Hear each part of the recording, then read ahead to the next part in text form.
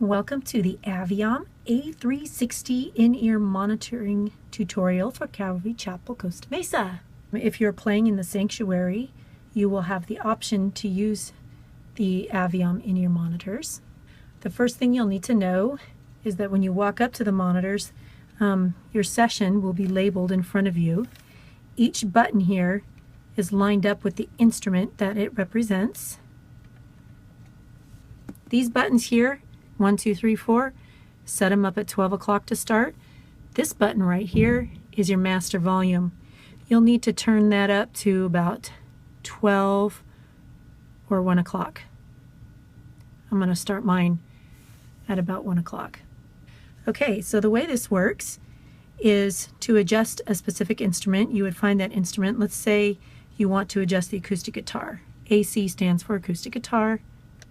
So you would press that, and then this is your individual channel volume knob, turning up the acoustic guitar. Okay, so we've turned it up to there. Let's say you want to turn up some percussion. You would press perc, stands for percussion, turn that volume up. Let's say you're going to need some piano. Piano is going to have two channels, a left and a right, and you'll press the left channel first. You can turn up that volume, then you'll press the right channel next, and you'll turn that volume. TB right here, that doesn't stand for the disease, it actually stands for talkback. So when the front of house engineer is trying to talk to the band, you want to have that selected and turn up the volume so you can hear the engineer talk to you through your ears.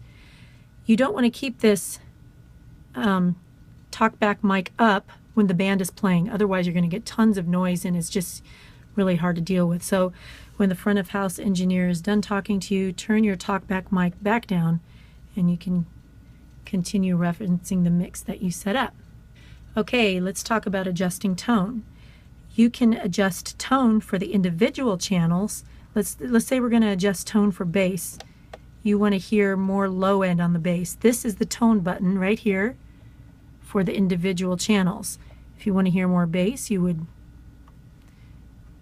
scroll the button over to where it says bass. Let's say you're listening to a vocal.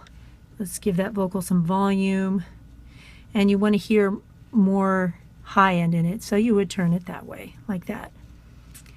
If you would like to hear a change in your overall mix, then you would use these buttons up here. This one is marked bass and this one is marked treble.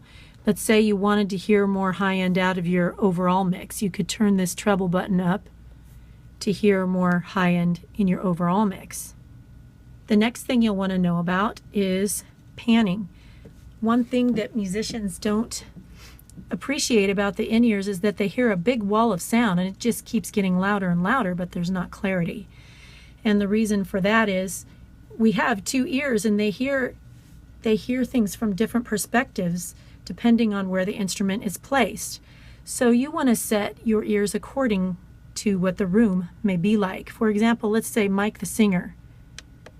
We're going to put his volume up. Since he's going to be over on the far left side of the room, you might pan his mic over to the left. Let's say Avalon was over to the far right of the room on the piano. You would want to pan her vocal all the way to the right here. This will make it more like your natural hearing.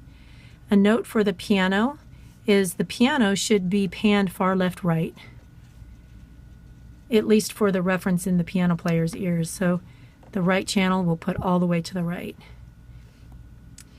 When whatever instrument that you're referencing yourself, you want to have that up the middle and be the focus of your monitoring. Let's say if you're referencing overheads, you may want to have that. Let's give that some volume. Let's say this is what your right overhead. You could place that over to the right. Here's another, the left overhead. You could place that one to the left, and you panned it into the right and left side of your ears. This makes it more natural in your hearing. The next thing we'll want to talk about is adding reverb. Vocalists really like this. So let's say Avalon wants reverb on her vocal. This right here is the reverb button, and it says reverb right there. So you press her vocal, and then you come over to reverb and you turn it up to where you're happy. Let's say you want to add reverb to Jim's vocal. Let's give him some volume first. Now his is selected. We'll add reverb to his vocal.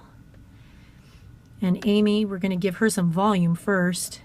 Now let's add some reverb to Amy's vocal. So you could make a pretty nice mix going on in your ears. The next cool thing for you to know about would be the trim all function. I'm going to use our electric guitar player for our example here. Let's say the electric guitar player has set his mix. He's got himself all the way up and he still wants to hear more, but he can't. One thing he can do to adjust that is the trim all feature. And the trim all feature turns, every time you use it, will turn down your entire mix 3 dB, and you can get it to where you want it, and then turn back up the instrument that you want to reference most. Okay, so we're going to use trim all by holding down these two buttons at the same time. It lowered it 3 dB. Let's lower it again. It lowers our entire mix. Let's lower it again. You can see that the mix for the electric guitar went down, but it's actually making all the instruments go down at the same time. So now what you can do is go back to the electric guitar channel and just crank that back up again. And you could also, if you really want it loud, add some more master volume and get more volume out of that as well. So that's the function of the trim all feature. You'll have an option of earpieces to use. Some musicians really like closed ears. That means your ears are completely sealed off from the room, and others don't. For those who don't like closed earbuds, they can use open earbuds, like even iPod earphones work well. And then you can put, if you're not referencing bass, those will work fine. If you're going to be referencing bass, I would suggest closed earbuds. But iPod earphones will work fine, or anything that's close to the same. If you're using closed earbuds, there's a neat little feature on here called ambience, and you can add ambient room mic into your mix. This right here is our cool little room mic, and it's just built right into the board.